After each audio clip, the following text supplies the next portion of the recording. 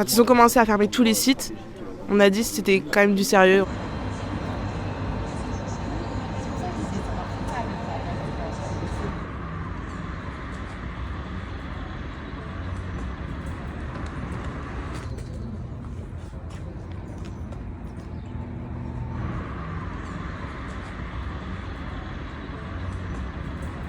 Moi j'étais sur le site de Montperrin pour les TD et du coup on nous a dit que ça fermait, du coup on est tous sortis et du coup on a été évacués quoi. On était, je pense, pas trop inquiets, on est plutôt confiants et on espère que tout va rentrer dans l'ordre. L'évacuation s'est déroulée entre 9h et 9h30. La difficulté c'est qu'on voulait éviter le mouvement de panique et de foule, donc on est passé dans les services. Moi je suis allé sur le site du bâtiment Pensée pour prévenir les collègues, évacuer les salles. Ça s'est passé dans le calme, les étudiants n'ont pas été excessivement inquiétés par la situation. Pour la faculté de droit seulement, ça représente entre 2 et 3 000 étudiants qu'il faut évacuer. Et on voulait éviter aussi d'avoir des étudiants qui soient tous amassés sur l'avenue Robert Schuman, donc il fallait organiser cela, mais on a régulièrement de toute façon des exercices, ne serait-ce que pour s'entraîner. Alors c'est la première fois que ça concerne toute l'université.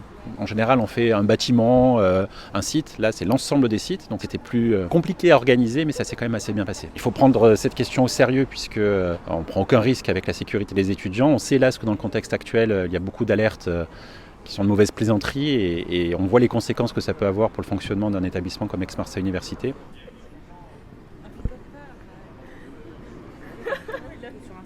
On attend nos responsables pour savoir qu'est-ce qu'on fait, parce que comme on bosse, est-ce qu'on rentre chez nous, est-ce qu'on rentre pas chez nous.